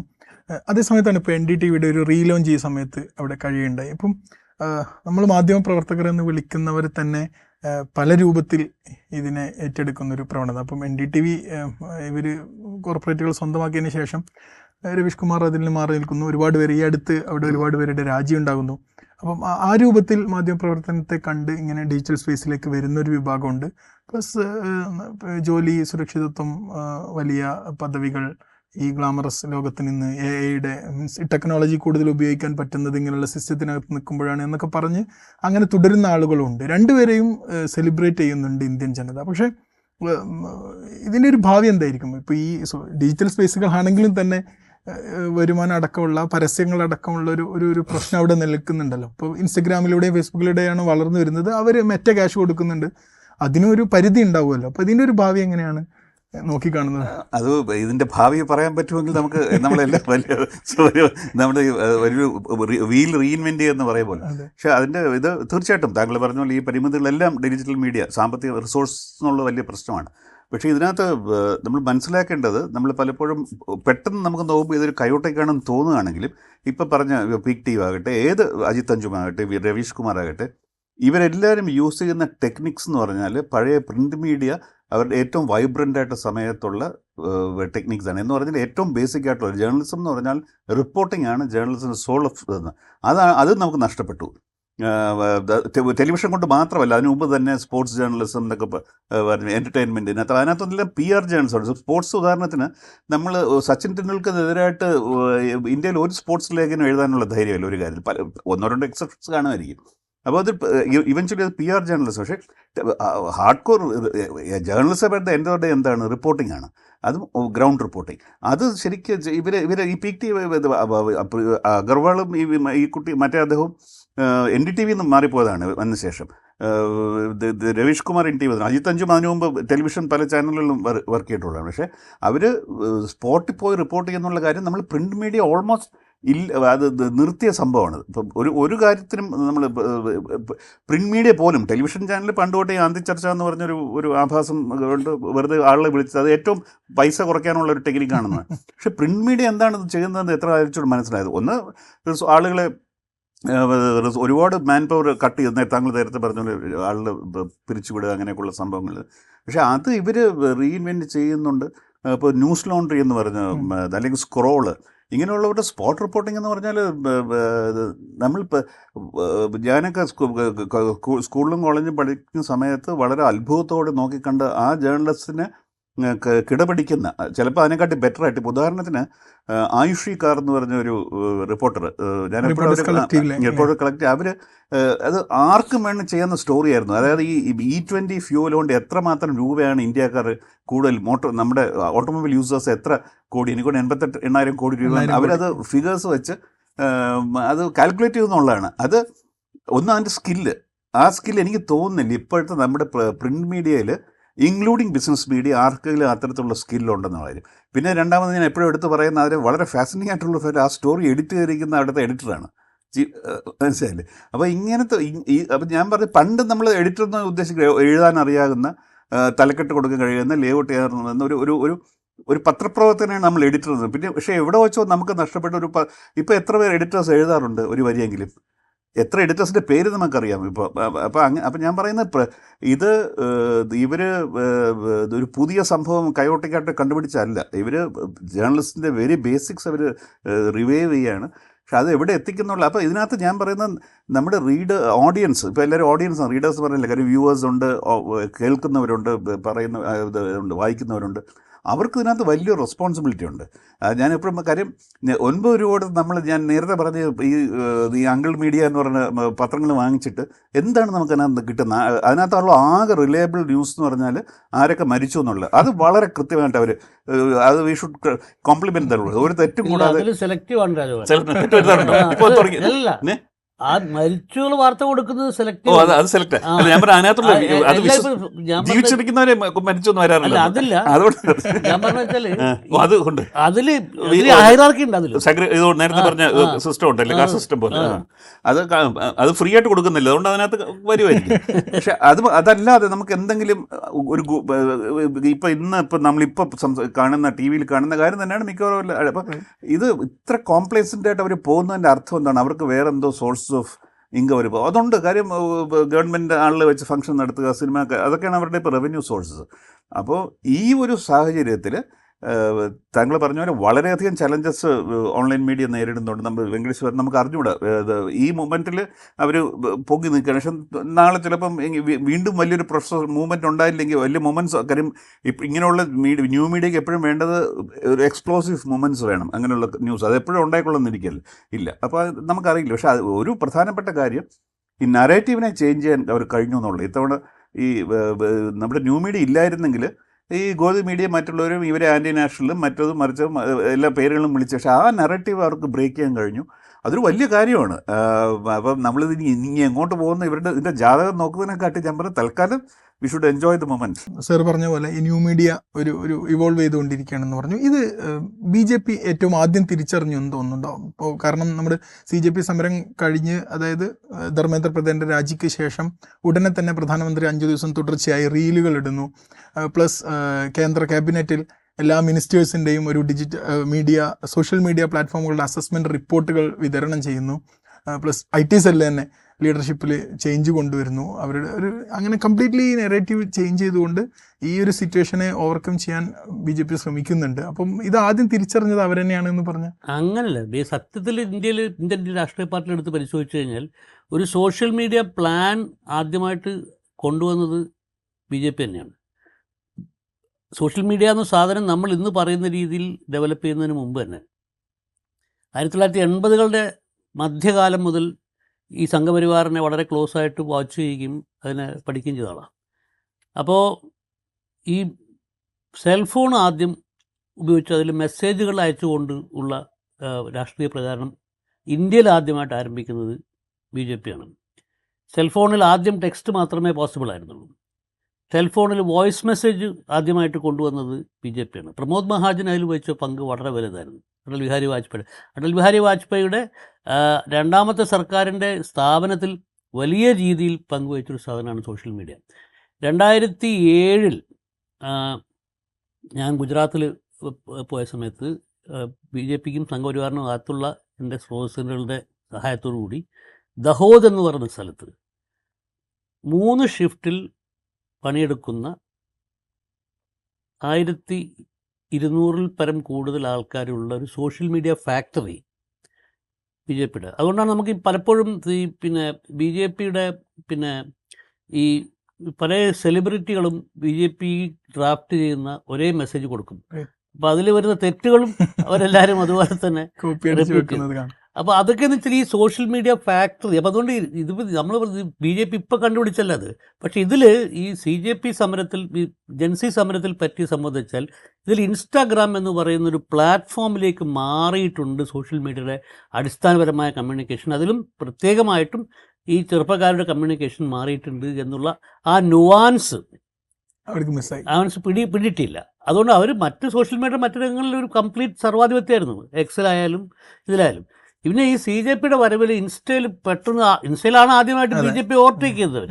അപ്പം ഈ പ്ലാറ്റ്ഫോമിൻ്റെ മാറ്റമാണ് ഈ BJPക്ക് മനസ്സിലാവുന്നത്. അല്ലാതെ ഇപ്പോൾ അവർ പെട്ടെന്ന് ഡിസ്കവർ ചെയ്തല്ല. പക്ഷേ ഇപ്പോൾ അവർ അതിനെ മറികടക്കാൻ വേണ്ടിയിട്ട് നരേന്ദ്രമോദിയുടെ റീൽസൊക്കെ വളരെ പരിഹാസമായി മാറുകയും ചെയ്തു. പിന്നെ ഇതിൽ കൗണ്ടറിൽ ഈ പരിഹാസത്തിന് കൗണ്ടറില്ലാത്തൊരു സിറ്റുവേഷനിലാണ് ഇപ്പോൾ BJP ഉള്ളത്. എന്ന് വെച്ചാൽ ഇവരുടെ ആയുധം എന്ന് വെച്ചാൽ മറ്റ് രാഷ്ട്രീയ പാർട്ടികളിപ്പം എനിക്കറിയാം, ഞാൻ ഇന്ത്യയിലെ പ്രതിപക്ഷ പാർട്ടികളോട് പല നേതാക്കന്മാരോട് ഞാൻ പറഞ്ഞിട്ടുള്ള, നിങ്ങൾ BJP എത്രയോ തുടങ്ങിയിട്ട് എത്രയോ വർഷങ്ങൾക്ക് ശേഷമാണ് കോൺഗ്രസ് സോഷ്യൽ മീഡിയ രംഗത്ത് കടന്നു വരുന്നത്. CPM അതും കഴിഞ്ഞിട്ടാണ്. വളരെ പരിതാപകരമായ രീതിയിലുള്ള പെർഫോമൻസാണ് കോൺഗ്രസിൻ്റെയും CPMൻ്റെ ഒക്കെ കാര്യത്തിൽ. പക്ഷേ ഇപ്പോൾ കഴിഞ്ഞ ഒരു 1-2 വർഷമായിട്ട് കോൺഗ്രസിൻ്റെ സോഷ്യൽ മീഡിയ സ്ട്രാറ്റജി ഒന്ന് ഡെവലപ്പ് ചെയ്യുകയും അവർ കൃത്യമായിട്ട് ഇപ്പം ഇവരും BJPക്കാളും കൂടുതൽ ഫോളോവേഴ്സുള്ള അക്കൗണ്ട് പല സോഷ്യൽ മീഡിയ പ്ലാറ്റ്ഫോംസിലും കോൺഗ്രസിനുണ്ട്. അപ്പോൾ ഈ ബേസിക്കായിട്ട് ഈ ഭാഷയിൽ വന്നിട്ടുള്ള ചെറിയൊരു ട്വിസ്റ്റാണ്, അല്ലാതെ സോഷ്യൽ മീഡിയ മനസ്സിലാക്കുന്നതിൽ വന്നിട്ടുള്ള പാളിച്ചായിരുന്നില്ല. ഈ ഭാഷയിൽ വന്നിട്ടുള്ള മാറ്റമാണ് ഇവർക്ക് മനസ്സിലാവാതെ പോയത്. എനിക്ക് തോന്നുന്നു മിക്കവാറും ഈ BJPയുടെ സോഷ്യൽ മീഡിയ ഹെഡിൻ്റെ പണി പോകാനുള്ള പ്രധാനപ്പെട്ട കാരണം ഇതാണെന്ന് എനിക്ക് തോന്നുന്നു. എന്താ വെച്ചാൽ ഈ ട്വിസ്റ്റ്, ഈ ഷിഫ്റ്റ് മനസ്സിലാക്കാൻ വേണ്ടി പറ്റിയില്ല എന്നുള്ളത് കാരണമാണ് അദ്ദേഹത്തിന് ഇത്രയും കാലം 13 വർഷമായിട്ട് അദ്ദേഹം നയിച്ചിരുന്ന ഈ പരിപാടി അദ്ദേഹത്തിന് ഇല്ലാതെ പോയത് എന്ന് എനിക്ക് തോന്നുന്നു. പക്ഷേ പുതിയതായി വന്ന മേധാവികൾ, ദീപക് മുസ്കി അടക്കമുള്ള പുതിയ മേധാവികൾ എല്ലാവരും ചുമതലയേറ്റ ഉടനെ തങ്ങളുടെ പഴയ ട്വീറ്റുകൾ ഡിലീറ്റ് ആക്കുന്നു, ചിലരുടെ അക്കൗണ്ട് തന്നെ ഡീആക്ടിവേറ്റ് ചെയ്യുന്ന റിപ്പോർട്ടുകളൊക്കെ പുറത്തു വന്നിട്ടുണ്ട്. അല്ല, ബേസിക്കായിട്ടെന്ന് വെച്ചാൽ ഇവരുടെ പ്രധാനമായിട്ട് ഞാൻ കാണുന്നൊരു സംഭവം എന്ന് വെച്ചാൽ ഇവരുടെ ഭാഷയെ കൗണ്ടർ ചെയ്യാൻ വേണ്ടിയിട്ടുള്ള ഒരു സംഭവം ഇന്ത്യയിലെ മുതിർന്ന രാഷ്ട്രീയ നേതൃത്വത്തിന് മനസ്സിലായിട്ടില്ല. ഇവരുടെ ഭാഷ എന്ന് വെച്ചാൽ വളരെ യുണീക്കായിട്ടുള്ള വേറെ ലെവലിൽ കമ്മ്യൂണിക്കേറ്റ് ചെയ്യുന്ന ഭാഷ. അപ്പോൾ ഇതിൽ ചില വാക്കുകളൊക്കെ അവർ ഉപയോഗിക്കുന്ന നിർത്തിയെന്ന് കേട്ടത്. അതായത് ഈ പാർലമെൻറ്റിനകത്ത് MP-മാരൊക്കെ ഈ ഡെലുലു എന്നുള്ള വാക്കൊക്കെ ഉപയോഗിച്ചിട്ടുണ്ട്. അപ്പോൾ അവർ പരസ്പരം അവരുപയോഗിക്കുന്ന നിർത്തിയെന്ന് കേട്ടോ. ഞങ്ങൾ ഉപയോഗിക്കുന്ന ഭാഷ ഞങ്ങൾ ഉപയോഗിക്കില്ല. അപ്പോൾ അവരുടേതായിട്ടുള്ള പുതിയ ഭാഷ ക്രിയേറ്റ് ചെയ്യണം. അപ്പോൾ ആ ഒരു കമ്മ്യൂണിക്കേഷനിൽ അതുകൊണ്ട് തന്നെ ഈ ഇന്ത്യയിലുള്ള വലിയൊരു പൊളിറ്റിക്കൽ ചേഞ്ച് നടക്കാൻ പോകുന്നത് എൻ്റെ ഒരു തോന്നല്. ഞാൻ 10-40 വർഷമായിട്ട് പണ്ടെടുക്കുന്ന ഒരാളെന്ന് എനിക്ക് തോന്നുന്ന സംഭവം എന്ന് വെച്ചാൽ ഇന്ത്യയിലിപ്പം ഒരു വലിയ തരത്തിലുള്ളൊരു ചേണിങ് നടക്കുന്നുണ്ട്. ആ ചേണിങ് ഒരുപക്ഷെ വലിയ മാറ്റത്തിലേക്ക് പോവുകയും ചെയ്യും. അതിൻ്റെ നേതൃത്വത്തിൽ ഉണ്ടാവുക ഇവിടുത്തെ വ്യവസ്ഥാപിതമായ പ്രതിപക്ഷ പാർട്ടികളായിരിക്കില്ല എന്നാണ് എൻ്റെ ഒരു പൊളിറ്റിക്കൽ ഒബ്സർവേഷൻ. ഞാനത് കഴുത്ത് നീട്ടിക്കൊണ്ട് പറയുകയാണ്. സാറേ, ഇപ്പം സാർ നേരത്തെ പറഞ്ഞ ഫോളോ അപ്പിനെ കുറിച്ച് പറഞ്ഞു. അപ്പം ഇപ്പോൾ സ്കൂൾ ടീക്കരോ എന്നുള്ളൊരു ക്യാമ്പയിൻ CJP കൊണ്ടുവരുന്നു. അങ്ങനെ എല്ലാവരും അവരുടെ നാട്ടിലെ, അവരുടെ ഗ്രാമത്തിലെ സ്കൂളിൻ്റെ പരിതാപകരമായ അവസ്ഥകളൊക്കെ ഇങ്ങനെ റീലുകളിലൂടെ തുറന്നു കാട്ടുന്നു. അതിലൂടെ അവിടെ മാറ്റങ്ങൾ കൊണ്ടുവരുന്നു. അപ്പോൾ ഇങ്ങനെയുള്ള കാര്യങ്ങൾ. അതുപോലെ ഇപ്പോൾ കാർവാർ യാത്ര നടന്നുകൊണ്ടിരിക്കുകയാണ്. ആ സമയത്ത് കുട്ടികൾ കാണിക്കുന്ന വൈകൃതങ്ങളൊക്കെ ഇങ്ങനെ എക്സ്പോസ് ചെയ്യുന്ന ഒരു ശൈലി, അതായത് പരസ്യമായി എക്സ്പോസ് ചെയ്യാം. അതിപ്പോൾ പണ്ട് നമ്മൾ ഈ ടെലിവിഷൻ ഒക്കെ ആണെങ്കിൽ ബീപ്പ് സൗണ്ട് ഇടും, ഇത് അതൊന്നും ഇല്ലാതെ അങ്ങനെ ഫിൽട്ടർ ചെയ്യാണ്ടാണ് ഇത് തുറന്ന് കാണിച്ചുകൊണ്ടിരിക്കുന്നത്. അപ്പം ഈ ഇങ്ങനെ എക്സ്പോസ് ചെയ്യപ്പെടുന്നത് മീൻസ് ഒരു വലിയൊരു ഐഡിയോളജിയെ തന്നെ എക്സ്പോസ് ചെയ്യപ്പെടുന്ന ഒരു സിറ്റുവേഷനും കൂടി നേരത്തെ സാർ പറഞ്ഞ ആ ഒരു ചേഞ്ചിലേക്ക് അത് സഹായിക്കുന്നു. അങ്ങനെ എത്തുകയാണെങ്കിൽ വളരെ നല്ലതാണ്. നമുക്കറിയില്ലേ, ഇപ്പം ഉദാഹരണത്തിന് ഇപ്പം ഇന്ന് ഞാൻ എൻ്റെ അടുത്ത് ചോദ്യം ചോദിക്കുന്നത് തന്നെ തെറ്റാണ്. കാര്യം എനിക്കിതിനെക്കുറിച്ച് ഞാൻ പറഞ്ഞ അങ്കിൾ ജനറേഷൻ. അപ്പോൾ ഇന്ന് ഈ നെഹബോറ ഇവിടെ വെച്ച് പറഞ്ഞ കാര്യങ്ങൾ, അപ്പോൾ അദ്ദേഹം പറഞ്ഞത് CJP ഇനി അവരുടെ എങ്ങോട്ടാണ് പോകുന്നതെന്ന് അവർക്ക് പോലും അറിയില്ല എന്ന് പറഞ്ഞാൽ അവരതിനെക്കുറിച്ച് സംഭാഷണം നടത്തിയിട്ടില്ല. അവർ ഈ ഒരു പ്രത്യേക ഒരു ഇഷ്യൂവിന് വേണ്ടി അവർ കോപ്പറേറ്റീവ് എന്നുള്ള സത്യമാണ്. പക്ഷേ അവർ പറഞ്ഞത് ഇറസ്പെക്റ്റീവ് ഓഫ് CJP എങ്ങോട്ട് പോയാലും പോയില്ലെങ്കിലും ഒരു സ്റ്റുഡൻറ് കമ്മ്യൂണിറ്റി എന്നുള്ള ഒരു വാൻഗാർഡായിട്ട് അല്ലെങ്കിൽ ഒരു വാച്ച് ഡോഗായിട്ട് ഉണ്ടാകുമെന്നാണ് അവരുടെ പ്രതീക്ഷ. അല്ലെങ്കിൽ അറ്റ്ലീസ്റ്റ് അവരുടെ മൂവ്മെൻറ്റ് അതിനോടൊപ്പം തന്നെ ആയിരിക്കും. നമുക്ക് അങ്ങനെയുള്ള പ്രതീക്ഷകളാണ് നമുക്ക് നല്ലത്. കാര്യം ഈ വെങ്കടേഷ് പറഞ്ഞ പോലെ BJPയുടെ പ്രശ്നം ഭാഷയുടെ ഒപ്പം തന്നെ അവർക്ക് ഇവരെ കൺവിൻസ് ചെയ്യാനുള്ളൊരു ആർഗ്യുമെൻ്റ് ഇല്ല, ഒരു സ്റ്റോറി ഇല്ല അവരുടെ കയ്യിൽ. അപ്പോൾ അതുകൊണ്ട് തന്നെ ആ ഐഡിയോളജിക്ക് എക്സ്പോസ്ഡ് ആണ്. അവർക്ക് ഒരു ഇതുവരെ ഇനിയും കണ്ടുപിടിക്കണം ഒരു സ്റ്റോറി. ആ സ്റ്റോറി എന്താണെന്നുള്ള മോദി പലതവണത്തെ കാര്യങ്ങൾ ശ്രമിക്കുന്നുണ്ട്. ഇപ്പോൾ ഫ്രീ ട്യൂഷനൊക്കെ കൊടുക്കുക എന്ന് പറഞ്ഞാൽ ഇവരെ പറ്റിക്കാതെ അത് ഞാൻ ഈ അമ്മാവൻ ജനറേഷൻ പോലെ എൻ്റെ ജനറേഷനെ പറ്റി ഗ്യാസ് തന്നു മറ്റു തന്നു മറിച്ച് തന്നു എന്നൊക്കെ പറഞ്ഞ് നമ്മളെ പറ്റിക്കും. ഭയങ്കര നമ്മൾ ഒരിക്കലും ഉപയോഗിക്കാത്ത ഫ്ലൈ ഓവർ വെളിയിൽ നമ്മളത്ര മണ്ടന്മാരാണ്. എന്തൊരു ഭംഗി, എന്തൊരു കാര്യം. ഈ നമ്മുടെ മെട്രോ തന്നെ പല സ്റ്റേഷനിലും ട്രെയിൻ ഞാൻ ഇവിടെ വായിച്ച് സത്യമാണെന്ന് അറിയില്ല, അതിൻ്റെ യൂസേജ് ചെയ്തതിന് 25% ഉള്ളൂ എന്നാണ് പറയുന്നത്. $25 ബില്യൺ സ്പെൻഡ് ചെയ്തിട്ട് എന്ന് പറയുന്നത് നമ്മൾ പലർക്കും ഇതൊന്നും അഫോർഡ് ചെയ്യാൻ പറ്റില്ല. പക്ഷെ നമ്മൾ ഇതിൽ നിന്ന് ഭയങ്കര പല എയർപോർട്ടുകളും ഇപ്പോൾ പ്രവർത്തിക്കുന്നതിന് വേണ്ടിയുള്ള ഇതില്ല. പക്ഷേ NCR പുതിയ തുടങ്ങിയ എയർപോർട്ട്, അതെ, പിന്നെ ചില റോഡുകൾ കുഴി NCR പുതിയ എയർപോർട്ട് ഇറ്റ്സ് ഓൾമോസ്റ്റ് ഡിസ്ഫങ്ഷണൽ. ദിവസത്തിൽ 2-3 ഫ്ലൈറ്റ് വരുന്നുള്ളൂ. പക്ഷേ ഇത് ആലോചിച്ച് ഇതൊക്കെ ഉദ്ഘാടനം ചെയ്യുമ്പോൾ നമ്മുടെ ഏജിലുള്ളവരാണ് ഇതെല്ലാം രാവിലെ എണീറ്റ് ആദ്യം ഒരു 1-2 ഭജനയും അല്ലെങ്കിൽ റിലീജിയസ് ഇത് കിട്ടിയ ശേഷം മൂന്നാമത് തൊട്ട് ഭയങ്കര രാജ്യത്തിൻ്റെ ഇതുപോലെ നമ്മുടെ അതുപോലെ ഈ ചെറുപ്പക്കാരുടെ അടുത്ത് എന്ന് പറഞ്ഞാൽ ഇന്ത്യ ലോകത്ത് മുഴുവൻ ഇപ്പോൾ ഇന്ത്യയെ ഭയങ്കര ബഹുമാനിക്കണം അവർ ചിരിക്കൂലേ? അതേസമയം നമ്മൾ ചിരിക്കൂല.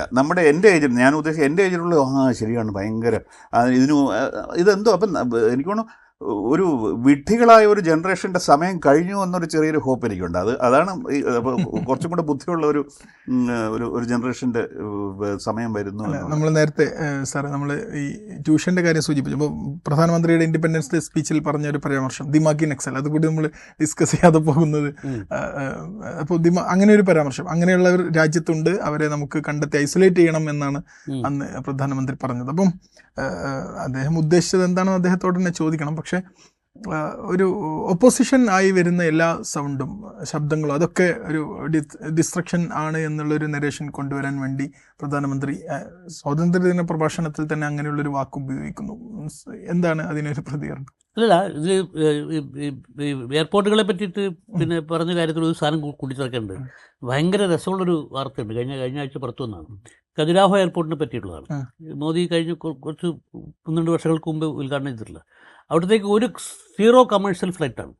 പക്ഷേ ഒറ്റ കമേഴ്ഷ്യൽ ഫ്ലൈറ്റും പോകുന്നില്ല ഖജുരാഹോയിലേക്ക്. പക്ഷേ ഈ എയർപോർട്ട് അതോറിറ്റിയുടെ പിന്നെ അവരുടെ പിന്നെ റേറ്റിങ്ങിൽ ഇന്ത്യയിലെ ഏറ്റവും കൂടുതൽ കസ്റ്റമർ സാറ്റിസ്ഫാക്ഷൻ ഉള്ള എയർപോർട്ട് അതാണ്. എന്താ വെച്ചാലേ കസ്റ്റമേഴ്സ് ഇല്ല അവിടെ, വരാനില്ല. അപ്പോൾ അങ്ങനത്തെ ഒരു സംഭവമാണ്. അപ്പോൾ അതാണ് പറഞ്ഞത് നമ്മുടെ പഴയ കാലത്തെ കവറേജിന്.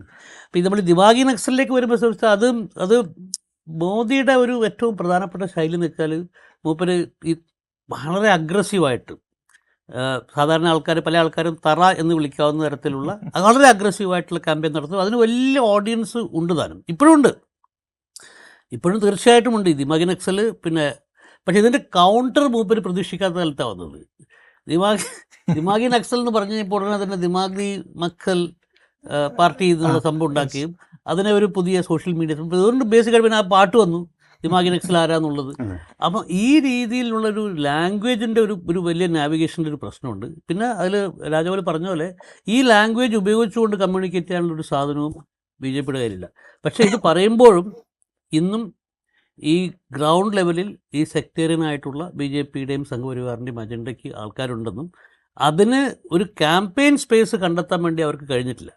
അപ്പം അങ്ങനെ അവർക്കൊരു ക്രൈസിസ് ഉണ്ടാകുന്ന സമയത്ത് അവർ സാധാരണ ചെയ്യുന്ന കാര്യം എന്താ വെച്ചാൽ വളരെ അഗ്രസീവായിട്ടുള്ള ഫിസിക്കൽ വയലൻസും കമ്മ്യൂണൽ റൈറ്റ്സും ഉണ്ടാക്കുക എന്നുള്ളതാണ്. ഇപ്പം ഞാൻ പ്രതീക്ഷിക്കുന്ന ഒരു പൊളിറ്റിക്കൽ ജേർണലിസ്റ്റ് നിലയ്ക്ക് ഞാൻ പ്രതീക്ഷിക്കുന്നത് താമസിയാതെ നമ്മൾ മിക്കവാറും മധുര കേന്ദ്രീകരിച്ചുകൊണ്ട് ശ്രീകൃഷ്ണൻ്റെ ജന്മസ്ഥലം എന്ന് വിശേഷിപ്പിക്കപ്പെടുന്ന മധുര കേന്ദ്രീകരിച്ചുകൊണ്ടുള്ള വളരെ അഗ്രസീവായിട്ടുള്ള കമ്മ്യൂണൽ ക്യാമ്പയിനും റൈറ്റിങ്ങും ഞാൻ പ്രതീക്ഷിക്കുന്നുണ്ട്. അപ്പോൾ ഇത് ബേസിക്കായിട്ടെന്ന് വെച്ചാൽ ഈ ദിമാഗി ജനതാ പാർട്ടി എന്നുള്ളത് മോദിയുടെ ഒരു സ്ഥിരം കൗണ്ടറായിരുന്നു. വെച്ചാൽ മോദി സാധാരണ പറയുന്ന പോലെ ദീദി ഓ ദീദി എന്ന് മമതാ ബാനർജി വിളിക്കുകയും മൻമോഹൻ സിംഗ് കുളിക്കുമ്പോൾ റെയിൻകോട്ട് ഇട്ട് കുളിക്കുന്ന ആളാണെന്ന് പറയുകയും പിന്നെ ശശി തരൂരിനെ അദ്ദേഹത്തിന് ഇത്രയും കോടികളുടെ വിലയുള്ള ഗേൾഫ്രണ്ട് ഇങ്ങനെ രീതിയിൽ നമുക്ക് വളരെ കേൾക്കുമ്പോൾ തന്നെ സാധാരണ ഇതിൽ ഒരു സംഭാഷണത്തിൽ അങ്ങനെ ഒരു വാചകം ഒരാൾ പറഞ്ഞാൽ നമുക്ക് അറയ്ക്കുന്നതാണ്. പക്ഷേ അത് അദ്ദേഹത്തിൻ്റെ പൊളിറ്റിക്കൽ കോൺസ്റ്റിറ്റ്യുവൻസിക്ക് വളരെ സ്വീകാര്യമാണ്. ഇപ്പോഴും ഈ ദിമാഗി നക്സലും പിന്നെ അദ്ദേഹത്തിൻ്റെ പൊളിറ്റിക്കൽ കോൺസ്റ്റിറ്റ്യുവൻസിക്ക് വളരെ സ്വീകാര്യമാണ്. പക്ഷേ പ്രശ്നം എന്ന് വെച്ചാൽ ഈ BJP സംബന്ധിച്ചിടത്തോളം, അതായത് കഴിഞ്ഞ 12 വർഷമായിട്ട് ഇത്തരം ഒരു കാര്യം പറഞ്ഞാൽ അതിന് പ്രതികരണം ഉണ്ടായിരുന്നില്ല. ഇപ്പോൾ അതിനെ പരിഹസിക്കാനും ഒക്കെയുള്ള എനിക്ക് തോന്നുന്നത് ഈ മൂവ്മെൻറ്റിൻ്റെ ഏറ്റവും വലിയ വിജയമായിട്ട് ഞാൻ കാണുന്നത് അതിൻ്റെ വലിയ രാഷ്ട്രീയ പ്രതിഭാസങ്ങളും മാറ്റങ്ങളൊക്കെ എന്താണെന്ന് പറയില്ല. പക്ഷേ 12 വർഷമായിട്ട് നമ്മുടെ സാമൂഹ്യ സ്പേസിലും പ്രത്യേകിച്ച് മീഡിയ സ്പേസിലും ഉണ്ടായിരുന്ന 2 വലിയ പ്രവണതകൾ ഭയവും ഒത്തുതീർപ്പുമായിരുന്നു. Compromise and fear. ഇത് രണ്ടും ഇവർ മറികടന്നിരിക്കുന്നു എന്നുള്ളതാണ് ഏറ്റവും പ്രധാനപ്പെട്ട കാര്യം. ഇനിയിപ്പോൾ പേടിക്കാൻ ആളെ കിട്ടാൻ വിഷമാണ് ഇപ്പോൾ. അവസാനമായി ഇപ്പം SIR-ഉം പാസ്പോർട്ടും തമ്മിലുള്ള പ്രശ്നം ഒരുപാട് വിവാദമായിരുന്നു. അപ്പം മാധ്യമങ്ങളിലൊക്കെ ഒരുപാട് വാർത്തകൾ വന്നതിന് ശേഷം അതിന് വളരെ പെട്ടെന്ന് തന്നെ അതിന് സാറിന് പരിഹാരം തരികയും ചെയ്തു. അത് വാർത്തയായതുകൊണ്ടാണ് അങ്ങനെ ഒരു പരിഹാരം വന്നതെന്ന് വിശ്വസിക്കുന്നുണ്ടോ? അതല്ല പബ്ലിക് ആയതുകൊണ്ടാണ് എന്ന് തീർച്ചയാണ്. അത് പബ്ലിക് ആകാൻ കാരണം ലീഡേഴ്സിൻ്റെ ഐഡമാണ് ആദ്യമായിട്ട് അതിനെക്കുറിച്ച് എഴുതിയതും അത് പിന്നീട്. പക്ഷേ അതിനകത്തുള്ള മറ്റൊരു വളരെ ദുഃഖകരമായ വസ്തുത എന്ന് പറഞ്ഞാൽ ഇന്ത്യയിലെ അറ്റ്ലീസ്റ്റ് വളരെ പ്രധാനപ്പെട്ട 4 പത്രങ്ങളിലെ 2 എഡിറ്റേഴ്സിനും 2 ചീഫ് ഓഫ് ബ്യൂറോ എന്ന് പറയുന്നത്, അതായത് നമ്മൾ പത്രലേഖകന്മാരുടെ തലവൻ, എന്നുവെച്ചാൽ 4 ഇന്ത്യയിലെ ഏറ്റവും പ്രധാനപ്പെട്ടെന്ന് പറയാൻ പറ്റില്ല, ഞാൻ പറഞ്ഞില്ല, അവർക്ക് ഇനിയും പ്രാധാന്യമൊന്നുമില്ല, അറിയപ്പെടുന്ന 4 പേർക്ക് ഇതിനെക്കുറിച്ച് വ്യക്തമായ അറിവുണ്ടായിരുന്നു. പക്ഷേ അവരതിനകത്തൊരു ഞാൻ അവരെ സംബന്ധിച്ച് സ്റ്റോറി ചെയ്യണമെന്നല്ല പറഞ്ഞത്, ഇങ്ങനൊരു സംഭവമുണ്ട്, അപ്പോൾ എനിക്ക് കുറച്ച് ഞാൻ ചോദിച്ചിട്ട് പോലീസ് സ്റ്റേഷനിൽ നിന്ന് എനിക്ക് ഉത്തരം കിട്ടുന്നില്ല. അതായത് പാസ്പോർട്ട് ആക്ട് അനുസരിച്ചാണ് നമുക്ക് പാസ്പോർട്ട് തരുന്ന റിന്യൂ, അതിനകത്ത് എവിടെയും വോട്ടർ ID കാർഡ് വേണമെന്ന് പറയുന്നില്ല. അപ്പോൾ അങ്ങനെ പറയാത്ത സ്ഥിതിക്ക് വോട്ടർ ID എൻ്റെ പേര് SIR-ൽ നിന്ന് വെട്ടിയ സ്ഥിതിക്ക് പോലീസ് പറയുന്നു അതുകൊണ്ട് ഞങ്ങൾക്ക് പോലീസ് വെരിഫിക്കേഷൻ തരാൻ പറ്റില്ല എന്ന് പറയുന്നു. അപ്പോൾ ഞാൻ പോലീസിനോട് പലതവണ ചോദിക്കുന്നുണ്ട് എന്താണ് അങ്ങനെ ഒരു, എവിടെ നിന്നാണ്, ഏത് നിയമത്തിൻ്റെ ഏത് റൂളിൻ്റെ ബേസ്ഡാണ്. അപ്പോൾ അവർ പറയുന്നില്ല. അപ്പം നമ്മളൊരു സാധാരണ, ഞാനൊരു മുൻ പത്രപ്രവർത്തകനാണ് എന്ന് പറഞ്ഞാൽ മുൻ അമേരിക്കൻ പ്രസിഡൻറ്റും മുൻ എഡിറ്ററാണ് ഏറ്റവും വില കുറഞ്ഞ, അവർക്ക് യാതൊരു പ്രസക്തി ഇല്ല എന്നുള്ളൂ. അവർ 2-3 ദിവസം ഞാൻ പോലീസ് സ്റ്റേഷനിൽ, പിന്നീട് പോയാൽ ചിലപ്പോൾ എനിക്ക് തല്ല് കിട്ടുന്നതുകൊണ്ട് പിന്നെ ഞാൻ പോയില്ല. അപ്പം ഞാൻ അപ്പോൾ പത്രക്കാരങ്ങനെ അവരുടെ ആക്സസ് ഉണ്ട്, ചോദിക്കാം, അവർക്ക് മന്ത്രിമാരോട് ചോദിക്കാം, പോലീസ് കമ്മീഷണറോട് ചോദിക്കാം. ഞാൻ കമ്മീഷണർക്ക് എഴുതും, അതേ മറുപടി അതിന് എൻ്റെ ഇമെയിൽ കിട്ടിയോന്ന് പോലും അറിയില്ല, ഒരു അക്നോളജ് പോലും കിട്ടിയിട്ടില്ല എനിക്ക്. അപ്പോൾ അങ്ങനെയുള്ളപ്പോൾ ഞാൻ വിചാരിച്ചപ്പോൾ അത് മാധ്യമങ്ങളുടെ കടമയാണ്. ഒരു പൗരന് ഒരു പ്രശ്നമുണ്ട്, ഒരു സംശയമുണ്ട്, അത് എക്സിക്യൂട്ടീവ് അത് തിരുത്താൻ അതിന് ക്ലാരിഫിക്കേഷൻ തരാൻ തയ്യാറില്ലെങ്കിൽ മാധ്യമങ്ങൾ ചോദിക്കുക എന്നുള്ള അത് ഞാൻ ഈ 4 പേർ, അതാണ് ഞാൻ അവരോട് ചോദിച്ചത്. അല്ലെ എൻ്റെ സ്റ്റോറി എനിക്ക് ഭയങ്കര കാര്യം എനിക്ക് വേണ്ടി ചെയ്യണമെന്നല്ല, ഇതൊരു അപ്പോഴാണ് എനിക്ക് വളരെ ഞെട്ടിപ്പിക്കുന്ന ഒരു കാര്യം മനസ്സിലായി. ഒന്ന്, അവരത് ഒട്ടും ഇതിനകത്തൊരു സ്റ്റോറി ഉണ്ടെന്ന് പോലും കരുതി. അത് കുഴപ്പമില്ല, അതിപ്പോൾ ഞാൻ പല പത്രക്കാർക്കും മറ്റ് പത്രക്കാരോട് വിരോധം കാണും, അപ്പോൾ അതുകൊണ്ടാണ്. പക്ഷേ ഞാൻ പറഞ്ഞ വളരെയധികം ആളുകളെ അഫക്റ്റ് ചെയ്യാൻ പോകുന്നൊരു കാര്യമല്ല. എന്ന് മാത്രമല്ല, എന്നെ ഏറ്റവും ഞെട്ടിപ്പിച്ചത് ഈ SIR എന്ന് പറഞ്ഞ സംഭവത്തെക്കുറിച്ച് തന്നെ എഡിറ്റർമാർക്കൊന്നും യാതൊരു വിവരമില്ല എന്നുള്ളതാണ്. നമ്മളിപ്പോൾ ഒരു 8ാം ക്ലാസ്സിലോ 9ാം ക്ലാസ്സിലുള്ള ഒരു ഫിൽ ഇൻ ദ ബ്ലാങ്ക്സ് ഒരു ടെസ്റ്റ് കൊടുക്കുകയാണെങ്കിൽ എനിക്ക് ഉറപ്പുണ്ട്, ഇപ്പോൾ ഇനി അവർ പഠിച്ചൊന്നുമില്ല, കഴിഞ്ഞ ഒരു മാസം ഞാൻ സംസാരിക്കുന്ന സമയത്ത് അങ്ങനെ ഒരു ടെസ്റ്റ് കൊടുത്താൽ ഇവർ ഒരാൾക്ക് പോലും ജയിക്കുന്ന മാർക്ക് കിട്ടാനുള്ള വഴി. കാര്യം അപ്പോഴാണ് മനസ്സിലാക്കുക, കാര്യം നമ്മുടെ ആ ഒരു പ്രിവിലേജ് സൊസൈറ്റിയാണ് ഈ ഞാൻ സംസാരിച്ച ഈ ഗ്രൂപ്പ് എഡിറ്റേഴ്സ്. എല്ലാ പത്രക്കാരും അങ്ങനെ അല്ലെന്നെല്ലാം പറയുന്നു, ആണെന്നെല്ലാം പറയുന്നു. അപ്പോൾ അവർക്ക് ഉറപ്പുണ്ടായിരുന്നു, അവർ ഈ SIR അവരെ ബാധിക്കില്ല, 2 എന്തെങ്കിലും ബാധിക്കുകയാണെങ്കിൽ അവരുടെ കോൺടാക്ട്സ് വെച്ച് ശരിയാക്കാം എന്നുള്ളത്. അപ്പോൾ ഞാൻ ഇത് പറഞ്ഞാൽ ഇത്രയും ഡിസ്കണക്റ്റഡ് ആയിട്ടുള്ള അപ്പോൾ ഇത് വെച്ച് പറഞ്ഞപ്പോൾ പിന്നീട് എന്നെ കൽക്കട്ടയിലെ ഒരു വളരെ സീനിയറായിട്ടുള്ള പത്രപ്രവർത്തകർ എനിക്കും കുറച്ച് സഹകാരം തന്നു. അവർ പറഞ്ഞു, നിങ്ങൾക്കിതൊന്നും അറിഞ്ഞുകൂടായിരുന്നു, നൂറ്റാണ്ടുകളായിട്ട് ഇന്ത്യയിലെ ഭൂരിഭാഗം ജനങ്ങളും ഫേസ് ചെയ്യുന്ന കാര്യങ്ങളാണ് ഇതൊക്കെ. റിജക്ഷൻ എന്നുള്ളത് ഇത് പാർട്ട് ആൻഡ് പാർസൽ ഓഫ് അത് ശരിയാണ് അവർ പറഞ്ഞത്. അപ്പോൾ നിങ്ങൾക്കൊരു പ്രശ്നം വന്നപ്പോൾ നിങ്ങൾ ഭയങ്കര അതിനെക്കുറിച്ച് പറയുന്നതും ശരിയല്ല. അത് ഞാൻ അക്സെപ്റ്റ് ചെയ്യുന്നു. പക്ഷേ ഇതിനകത്ത് പിന്നെ അതുപോലെ മീഡിയ കവറേജ്, ഇപ്പം മലയാള മനോരമ എഡിറ്റോറിയൽ എഴുതുന്നൊക്കെ ഒരുപാട് പേര് എൻ്റെ അടുത്ത് പറഞ്ഞു നിങ്ങൾ എന്നിട്ടും മനോരമ പല കാര്യങ്ങളും ക്രിട്ടിസൈസ് ഉണ്ട്. പക്ഷേ ഞാൻ പറയുന്ന മനോരമയും ഈ ലെഗസി മീഡിയ എന്ന് പറയുന്നത്, ഞാൻ അങ്ങനെ പരമ്പരാഗത മീഡിയയെ കൈകാര്യം ചെയ്തത് ഒരു മലയാളിയുടെ പ്രശ്നം അല്ലെങ്കിൽ ഒരു മുൻ എഡിറ്ററുടെ പ്രശ്നം അല്ലെങ്കിൽ ഒരു രാജഗോപാലിൻ്റെ പ്രശ്നം എന്ന് പറഞ്ഞ് അങ്ങനെ അല്ല ചെയ്യേണ്ടത്. ഇപ്പോൾ വയർ, എയ്ഡം ഇങ്ങനെയുള്ള അവരാകെ ഒരു സ്റ്റോറി എന്നെക്കുറിച്ചേ ഉള്ളൂ. പിന്നീട് അവർ ചെയ്ത് ഇതിൻ്റെ പാർശ്വഫലങ്ങൾ, ഇപ്പോൾ സഞ്ജയ് ഹെഗ്ഡെ കൊണ്ട് അവർ കോളം എഴുതിക്കുക, ഇത് എന്താണ് ഇതിൻ്റെ ഇത് പമേല ഫിലിപ്പോസ് എന്ന് പറഞ്ഞ ആൾ എഴുതുക, ഇങ്ങനെ വളരെ സീരിയസ്. അതാണ് ശരിക്കും ജേർണലിസം. അല്ലാതെ ഈ പൈങ്കിളി കഥയല്ല രാജഗോപാലിന് മോളുടെ കല്യാണത്തിന് പോകാൻ പറ്റിയില്ല, ഇതൊക്കെയാണ് ഇവിടുത്തെ വാർത്ത. അപ്പം ഞാൻ ഒരിക്കലും അങ്ങനെ പലരും പറഞ്ഞു നിങ്ങൾ വളരെ ഗ്രേറ്റ്ഫുൾ ആയിരിക്കണം, നിങ്ങൾ നന്ദിയില്ലാത്ത. ഞാൻ പറഞ്ഞു എനിക്കങ്ങനെ ഗ്രാറ്റിറ്റ്യൂഡ് ഒന്നുമില്ല. ഗ്രാറ്റിറ്റ്യൂഡ് ഉണ്ടെങ്കിൽ അത് ഇങ്ങനെയുള്ള വളരെ ഇത് എന്താണ് സീരിയസ് ഇഷ്യൂ മനസ്സിലാക്കി, അതായത് വളരെയധികം ആളുകളെ ബാധിക്കാവുന്ന ഒരു പ്രശ്നമാണ്. അതിനൊരു ക്ലാരിറ്റി വരുത്തുന്നത് മാത്രമാണ് ഉദ്ദേശിച്ചത്. അതുകൊണ്ട് മീഡിയ തീർച്ചയായിട്ടും ഈ ഗവൺമെൻറ് നേരത്തെ പറഞ്ഞ ഒരു നാണം ഈ തൊലിക്കെട്ടി ഭയങ്കരമാണെങ്കിലും ഈ സർക്കാരിന് എന്തുകൊണ്ട് ഈ ഹ്യൂമറും മറ്റു കാര്യങ്ങൾ അവരുടെ എന്തെങ്കിലും അതൊക്കെ സഹിക്കാൻ പറ്റുന്നില്ല. അപ്പം വെങ്കടേഷ് പറഞ്ഞ പോലെ ഒന്ന് ഒത്തുതീർപ്പും ഫിയറും മാറിയതിനോടൊപ്പം നമ്മൾ റീഡിസ്കവേർഡ് ഹ്യൂമർ, ഇന്ത്യയുടെ ഒരു വളരെ വളരെ ശക്തിയായിരുന്നു ഈ ഹ്യൂമർ എന്നുള്ള കാര്യം. നമുക്ക് വളരെയധികം സെറ്റ് ബാക്ക് വരുമ്പോൾ എപ്പോഴും നമ്മളെ പലപ്പോഴും ജീവിക്കാൻ തന്നെ സഹായിക്കുന്ന ഹ്യൂമറാണ് അത്. പക്ഷേ എപ്പോഴും നമ്മൾ മറന്നുപോയി. അത് ഈ ജന്തർ മന്ദറിലൂടെ ഭയങ്കരമായ രീതിയിൽ നമുക്ക് ഒരിക്കലും കാര്യം ആ സർക്കാസം വർക്ക് ചെയ്യാൻ കാര്യം ആ ഹ്യൂമറിനകത്ത് ഒരു എലിമെന്റ് ഓഫ് ട്രൂത്തും കൊണ്ട് ഉണ്ടോന്നാണ്, അല്ലെങ്കിൽ വർക്ക് ചെയ്യില്ല. ഇതിനകത്ത് ഒരു എലിമെന്റ് ഓഫ് ട്രൂത്തും കൊണ്ടുണ്ട്. അത് വളരെ മനോഹരമായിട്ട് ഇവർ ഈ പുതിയ ജനറേഷൻ കൊണ്ടുവന്നുള്ളൂ. അതെല്ലാം പ്രധാനമന്ത്രി പുറത്തു വന്നുണ്ടോ റൈറ്റ് സാർ? അവസാനമായിട്ട് ഇപ്പം കഴിഞ്ഞ ദിവസം ഡൽഹിയിലെ നമ്മുടെ LOP രാഹുൽ ഗാന്ധി ആ പെല്ലറ്റ് അറ്റാക്കിൽ വന്ന സ്റ്റുഡൻറ്റിനെയും കൊണ്ട് കണ്ണോട്ട് പ്ലേസിലെ പോലീസ് സ്റ്റേഷനിൽ പോവുകയും അവിടെ ഇഷ്യൂ ഒക്കെ ആയത് ഇന്ന് വാർത്തയായിരുന്നു. അപ്പം ആ ഒരു ഇവൻ്റ് ഇന്ന് രാവിലെ മുതൽ ആ വിദ്യാർത്ഥിയുമായി സംസാരിച്ച് അവസാനം വരെയുള്ള കാര്യങ്ങൾ ഒരു വ്ളോഗ് രൂപത്തിൽ രാഹുൽ ഗാന്ധി ഇറക്കിയിട്ടുണ്ട്. അപ്പം നമ്മുടെ പ്രതിപക്ഷം ഈ ഒരു നമ്മൾ പറഞ്ഞ ഭയം മാറിയ ഒത്തുതീർപ്പില്ലാത്ത ഈ പുതിയ ഭാഷയെ എങ്ങനെയാ അല്ല, കോൺഗ്രസ് കഴിഞ്ഞ കുറച്ചു കാലമായിട്ട് ആ ഒരു ഭാഷയിലേക്ക് മാറുന്നുണ്ട്. കോൺഗ്രസ് സോഷ്യൽ മീഡിയ സ്പേസിൽ അവർ കുറേ കൂടെ പ്രൊആക്റ്റീവാണ് മറ്റ് പ്രതിപക്ഷ പാർട്ടികളെ അപേക്ഷിച്ച്. അക്കാര്യത്തിൽ യാതൊരു സംശയവുമില്ല. പിന്നെ ഈ പറഞ്ഞ രീതിയിൽ ഈ രാജഗോപാലിൻ്റെ വാർത്തകൾ കവർ ചെയ്ത രീതിയെ പറ്റിയിട്ട് പറഞ്ഞത് എന്നുവെച്ചാൽ ഈ അന്തസ്സിൻ്റെ അതിരുകൾ എന്ന് പറഞ്ഞിട്ടുള്ളൊരു സാധനം ഞാൻ പറഞ്ഞില്ല. അത് എനിക്ക് തോന്നുന്നത് എൻറാം ഉണ്ടാക്കിയിട്ടുള്ളൊരു വലിയ മനോഹരമായിട്ടുള്ള നമ്മുടെ മാധ്യമപ്രവർത്തനത്തെ, എൻ്റെ ചരിത്രത്തെ അതിനെ അടയാളപ്പെടുത്താൻ പറ്റുന്നൊരു മനോഹരമായൊരു കോയിനേജാണെന്നാണ് ഞാൻ കണക്കാക്കുന്നത്. അത് ഇല്ലാതായി എന്ന് കാണിക്കുകയാണ് ഈ രാജഗോപാലിൻ്റെ വാർത്തയൊക്കെ ഇങ്ങനെ ഈ രീതിയിൽ റിപ്പോർട്ട് ചെയ്തത്. അതായത് ഇതിനൊരു ഹ്യൂമൻ ഇൻട്രസ്റ്റ് സ്റ്റോറി ആയിട്ടാണ് അവസാനമായിട്ട് ഇതിന് മാറ്റിയത്. ഇത് അതിനേക്കാളൊക്കെ വലിയ ഇഷ്യൂ ആണ്.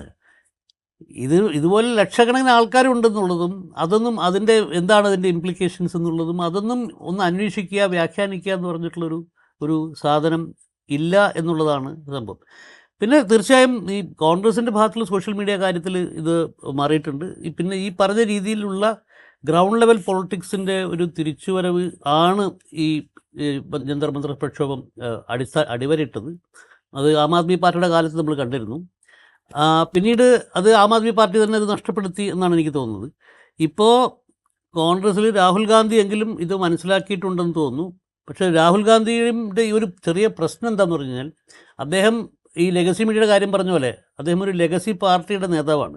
അപ്പോൾ അതുകൊണ്ട് അദ്ദേഹം ഈ ഇത്തരത്തിലുള്ള ഈ ഗ്രൗണ്ട് ലെവൽ പോളിറ്റിക്സ് ചെയ്യുമ്പോൾ അതിനെ ഈ ജെൻസി ചെയ്തതുപോലെയുള്ള അത്രയും വിശ്വാസത്തോടുകൂടി അത്രയും ക്രെഡിബിലിറ്റിയോടുകൂടി സ്വീകരിക്കാൻ വേണ്ടി സാധാരണ ജനങ്ങൾ തയ്യാറാവില്ല. അതിലൊരു ഡ്രമാറ്റിക്സിൻ്റെ നാടകത്തിൻ്റെ ഒരു അംശമുണ്ട് എന്ന് എല്ലാവരും തോന്നിപ്പോന്നു വെച്ചാൽ ഈ പാർട്ടിയാണ് ഈ സംഭവങ്ങളൊക്കെ ഉണ്ടാക്കേണ്ട ഒരു പാർട്ടി. അപ്പോൾ അതുകൊണ്ട് ഈ ലെഗസി പാർട്ടി, ലെഗസി മീഡിയ തുടങ്ങിയിട്ടുള്ള കാര്യങ്ങൾക്ക് എല്ലാവർക്കും ഒരു കാലം അത്ര ഒരു പൂർണ്ണമായിട്ടും ശരിയെന്ന് തോന്നുന്നില്ല.